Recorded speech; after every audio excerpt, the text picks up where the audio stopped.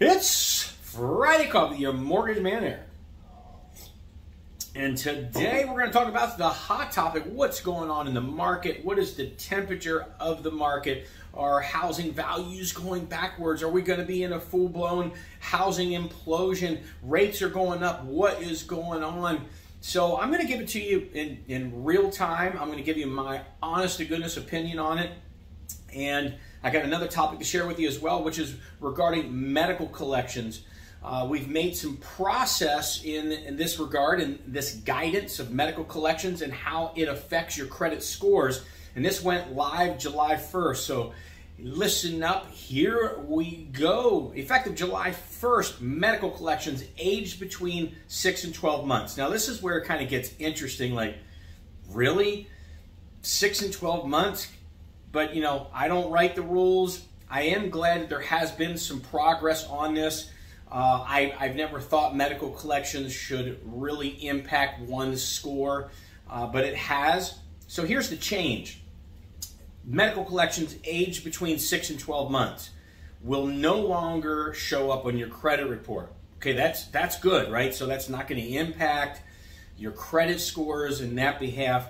Here's the downside to that. We can already see what's going to happen is that once 12 months is surpassed, the medical collections come back on. So, you know, right, if you're following me, you can already see what's going to happen. You know, you're working a file, you pre-approve someone, and they got a credit score of such and such. And they're looking for a home, It might take some time to close on the home, close the loan, and then we do a soft pull prior to closing, or we may have to do a whole new credit report because the credit report expired in 90 or 120 days because it took them that long to find something, and then boom, the medical collections are back on. Now, isn't that lovely? Especially if you're in the middle of escrow. You're looking at closing on your home, and 12 months surpassed, and here are the medical collections, credit scores drop, you know, significantly. It could impact the deal, impact the rate. It could kill the deal at that point. So I think what we have to do is we just have to inform the borrowers, ask the borrowers, you know, have you had medical collections in the last year, last 2 years, whatever the case may be, and you know, kind of brief them, say, look, if you have, you know, they could come back on your credit report. And most of the times they know, or they should know, about their medical collections.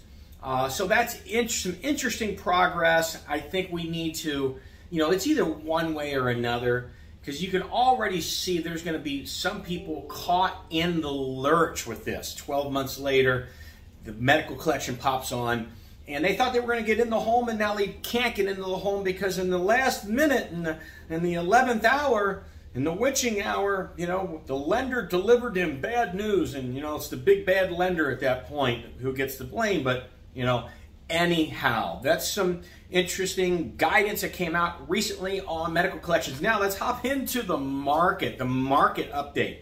I get this question every day, several times a day, from clients, from neighbors, colleagues in the industry, whomever. You know, what's going on in the market? What are you seeing? What are the numbers? And obviously, we know the interest rates have climbed. They've been climbing since the beginning of the year.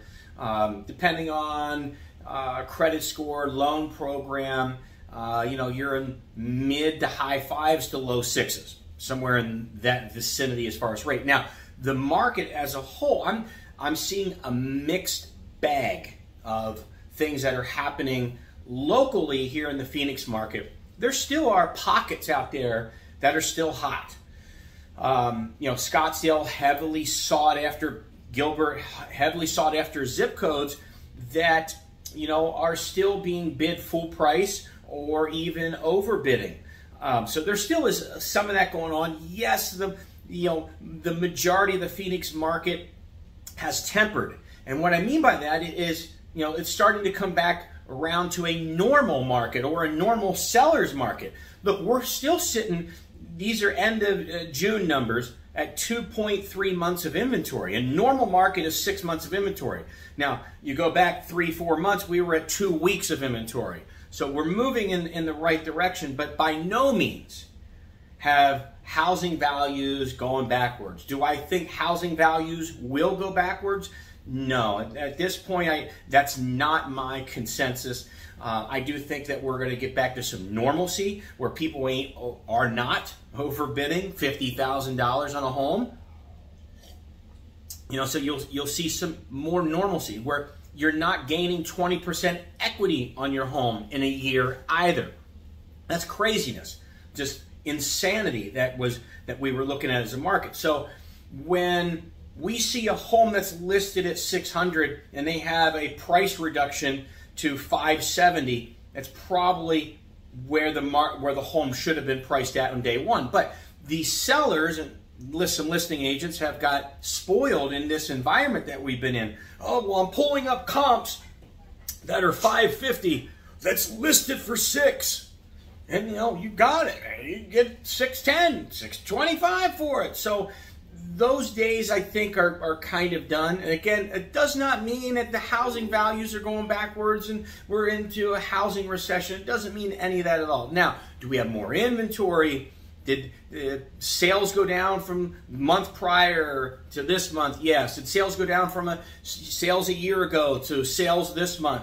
Yes. Those numbers are coming back more into a norm, but I look at the inventory. How much inventory do we have? 2.3 months. That's it. So it's still, what that tells me, it's still a seller's market.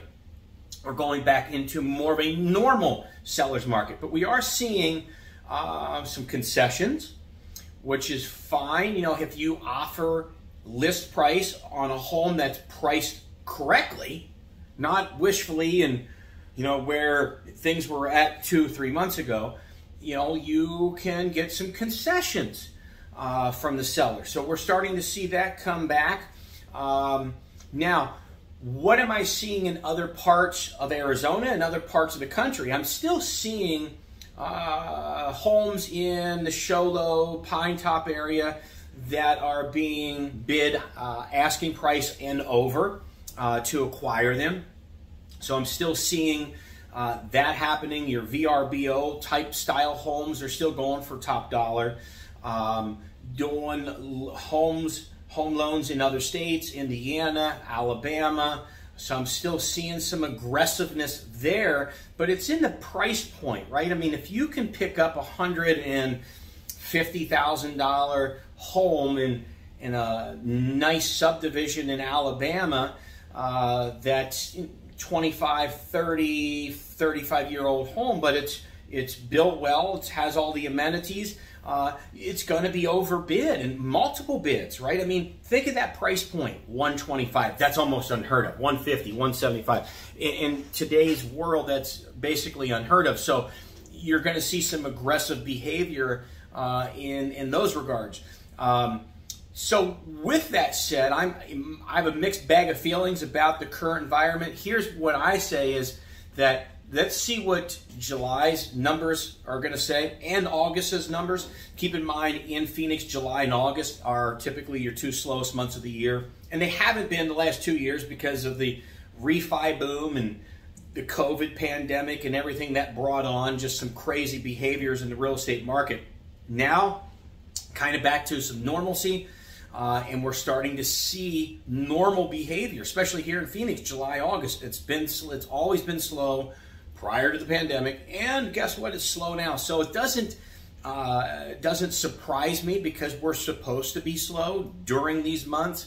So let's see what the next couple of months bring. Let's see what September, October brings when things do ramp back up. And I think it's September usually is the number 2 closing month of the year, with June being the number 1, historically speaking, as far as the amount of sales that we see in the state of Arizona.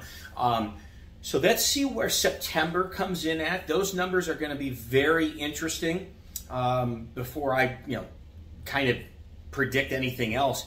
I think we're back to a normal market. And here's my suggestion, because people, well, should I continue to rent? Should I not buy? Absolutely, you should continue to buy. Look, buying a home should be because you want a home, because you want to make a place a home.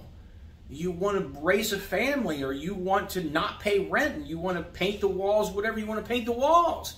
That's why we should be buying homes. I mean, yeah, if you're looking at purchasing a home as an investment vehicle, maybe that's a different conversation. But if you're looking to buy a home because you want a home, to make a home, this environment should not be hindering you whatsoever. The interest rates, nor, well, there's more inventory this year than there was last year. Are things going to go backwards? No, there's no indication things are going backwards like they did in 2008 when you fogged a mirror and you got a home loan. That's one of the reasons.